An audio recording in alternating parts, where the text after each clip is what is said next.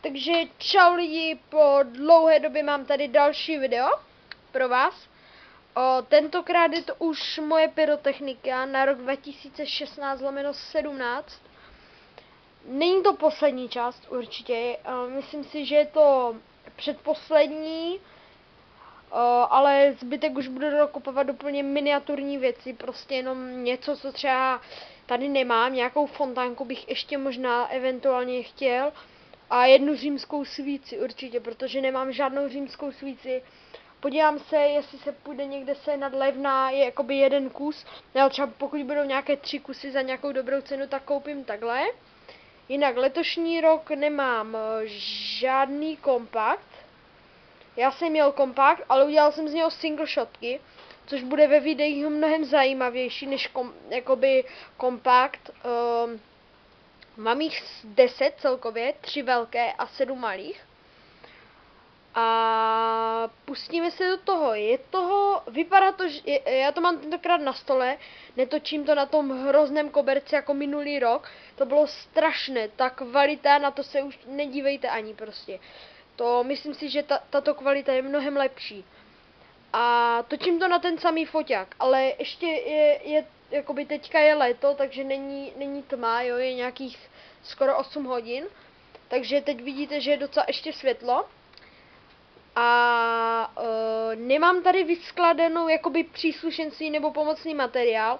Samozřejmě mám toho hromadu, mám tam zápalnice, snad 30 metrů zápalnice tam mám. Myslím, že je to 3 mm.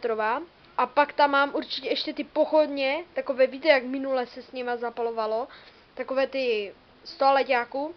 Jinak tady všude kolem toho je bordel, jak nevím co. Ale pustíme se do toho. Ještě bych chtěl teda dokupovat piráty. Ještě tak 4 krabičky po 50 kusech, pokud by bylo v obchodě, tak bych ještě potřeboval, protože pirát mám letošní rok. Celkově možná jich mám víc. Mám strašně moc silných petard. Až to uvidíte, budete hodně překvapeni, protože jsem nekupoval jenom v tom obchodě jakoby s tou levnou pyrotechnikou. Kupoval jsem ještě v jiném, normálně prostě mám petardy i od Klásku a takhle. I od Pyroka tady mám něco. No ale já už to nebudu zdržovat a pustíme se do toho. Takže jako první bych tu ukázal takovou směsku, co mi zbylo z minulého roku, jo, vidíte prostě.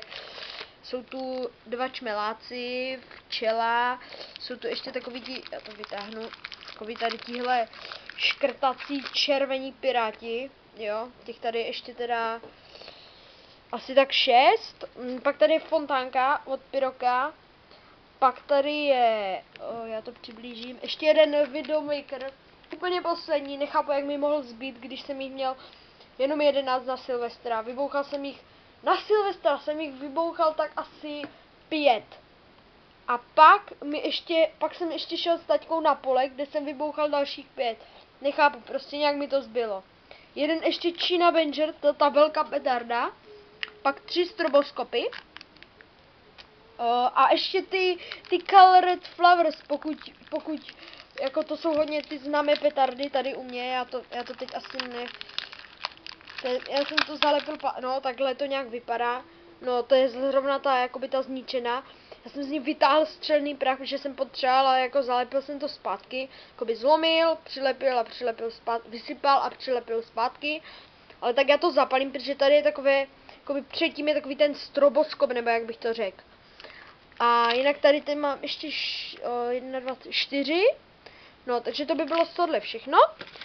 Pak tady mám, jakoby, no to si nevšimejte, jakoby po domácku vyrobenou takovou petardu. Je tam ten trojúhelníček, ta petarda.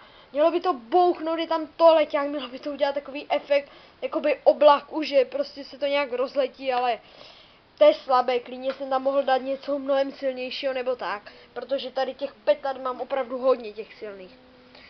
Pak tady mám domácí dýmovničky, těch mám teda asi 8, jsou to takovéhle, jakoby,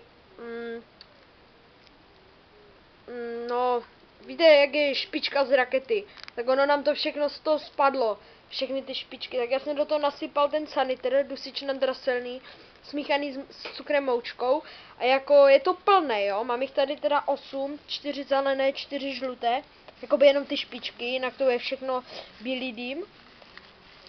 Pak tady je tyhle mini petardy, ty jsou fakt suprový, letošní rok jsem to s nima tak přehnal, tady je ještě asi 100 zbytek, ale tady je dalších 900, tady tyhle 3 plné krabičky tady mám. Jinak ono je to normálně jakoby kobereček, stojí to 13 korun, to jedno balení, kde je jakoby 10 koberečků po 40 ranách. A já jsem jich koupil snad 3 balení, jo, sice některé už jsem vybouchal, jo, takže tady je 100, 300, 300, 300 bych asi tak nějak řekl, jo. Jinak už jsem jich taky hodně docela odpalil, ale prostě to nevybouchám ani kdybych bouchal 3 dny v kuse.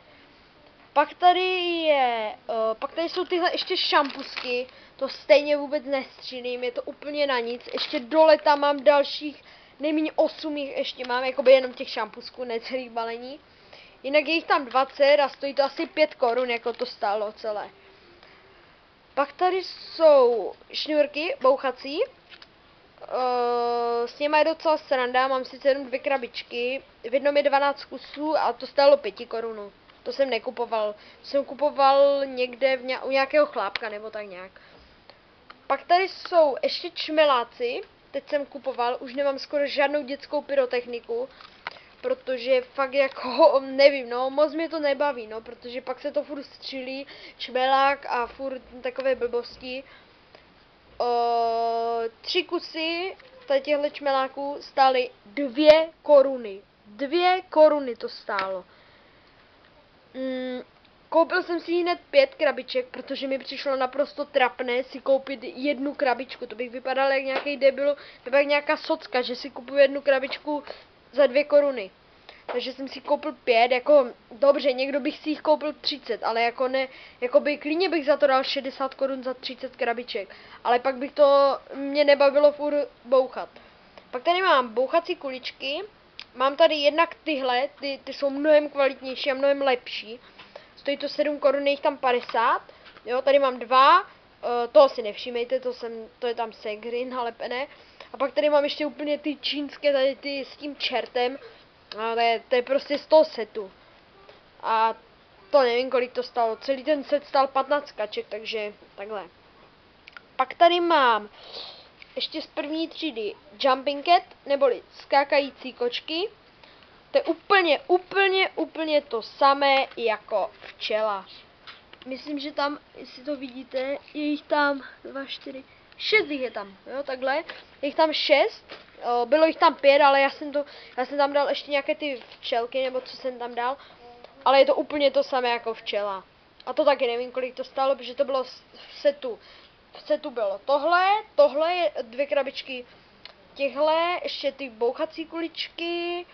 A pak tam byly ještě fontánky, různé prskavky, všechno možné, to už snad 2 roky tu nemám. Pak tady mám tuhle obrovskou dýmovnici domácí, dal jsem si na ní strašně moc záležet.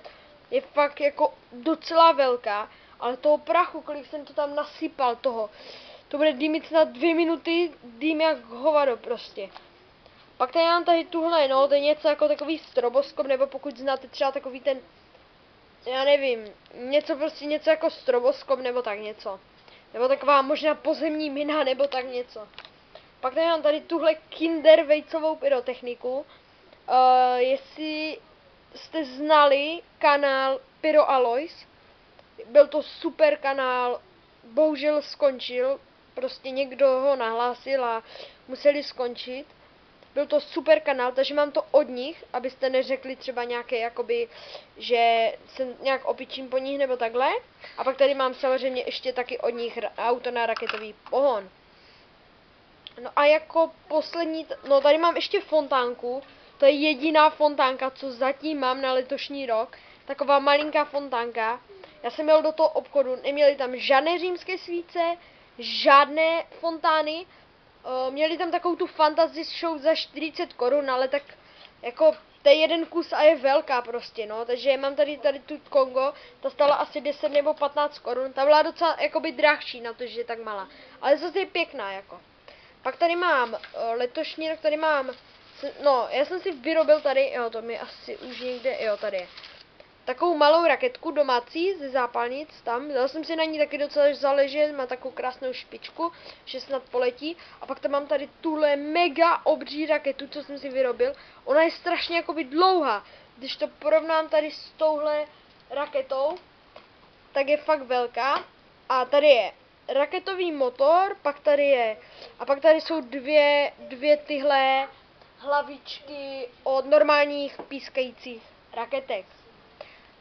Pak tady mám ještě 6 balíčků normálních klasických pískajících raketek. Tady je kolik jich je? 1, 2, 3, 4, 6 takhle balíčků po 12 kusech. Jeden balíček stál 4 koruny. A pak tady mám ještě jakoby jeden, ale nezabalený. Je jich tady, spočítám, 2, 4, 6, 8, 10, 12, 14 je tady. Ještě 14, jo, takže jakoby 7 a něco balíčku těch pískajících raketek. Takže těch mám taky kupu. Pak tady jsem letošní rok zase přenal s tady těmito raketkami, Butterfly. Byl jsem s nimi strašně spokojený. Tady mám ještě 3, jakoby zbyle. A pak tady mám 4, jakoby ty peky po 6 kusech. Jeden stál 13 korun a jsou fakt dobrý ty rakety, takže jich mám 27. Teď ještě vám ukážu airsoftové granáty, co jsem si vyráběl, a ty single shotky, ty mám tady na zemi, nechtěl jsem je dávat, takže mám tady takhle ty, jak se tomu říká, no ty airsoftové granáty, ale nemá to skoro žádný účinek. No a pak tady mám ještě ty single shotky, mám tady jednu domácí, 7 malých, jednu velkou a ještě pak mám tady v baťohu další 2. Takže takhle. A teď se přesuneme na to poslední, co tady mám, a to jsou petardy. Takže mám tady jednu krabičku pikopirátů. Je tam 60 kusů. Teď se pokusím vám ukázat, jak to vypadá, ale ono se to, no takhle. Jo, takový prostě úplně miniaturní petarda, škrtací ještě. To je fakt jako škrtací petarda. Jinak je to nějaká KO 201.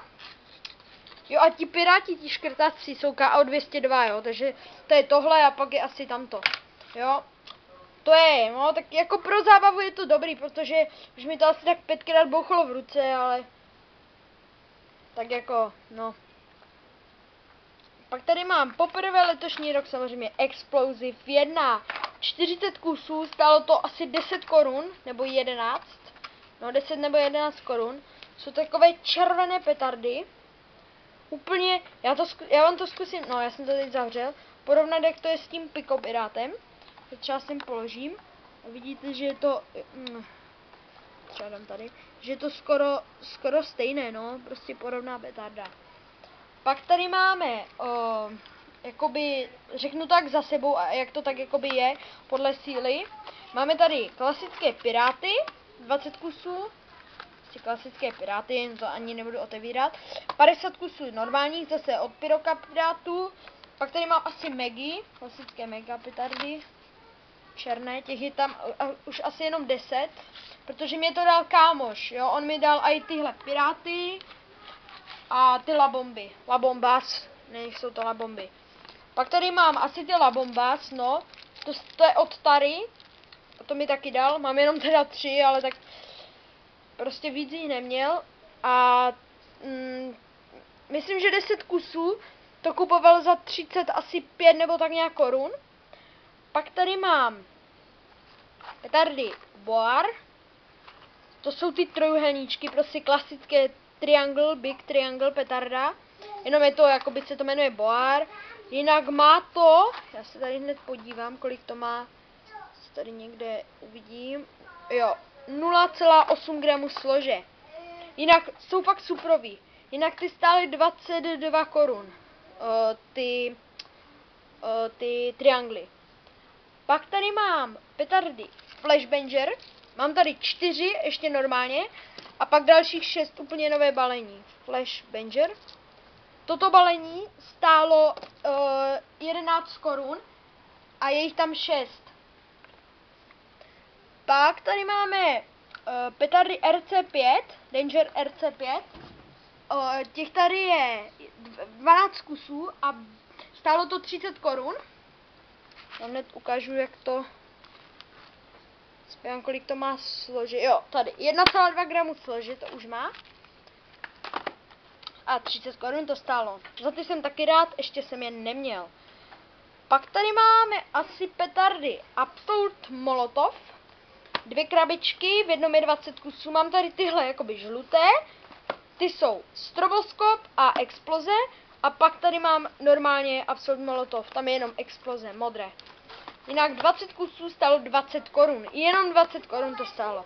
Jsou to Absolut Molotov, prostě normální petardy. Akorát se to z druhé strany trošku sypalo. Pak tady mám předposlední petardy. Tyhle ty jsou stejně silné jako tyhle. Jsou to petardy Tiger Boom. Mám jich 42 balení, za ty jsem strašně rád. Stálo to asi 54 korun. Jo, 54 korun, těch 20 kusů. A pak tady mám Doom Boom. Ale co mě na nich zklamalo, je, že jsou to Doom Boom Middle. Nejsou to klasické Doom Boomy. Já vám ukážu, jak vypadají. Prostě, jo, je jich tam 5, stálo to asi 19 korun. Jo, takhle si řeknete, že to vypadá jak Doom Boom. Ale má to jenom 3,5 gramu slože. Stejně jako Tiger Boomy. A nakonec tady mám ty nejlepší a nejsilnější Mix, Bomb, Viper 1 a Bomb Black. Ty stály 45 korun. A to jsou nejsilnější, protože Bomb má 4 gramy, Bomb Black taky 4 a Viper má myslím, že 3, nebo já si to přesně nepamatuju. Ale vím, že prostě Bomb je silnější, nejsilnější, co tady mám. Takže to je všechno pro tohle video, bylo to hodně dlouhé video. Třeba si to můžete jít nějak přetočit nebo takhle. A to bude všechno, takže se mějte a čau.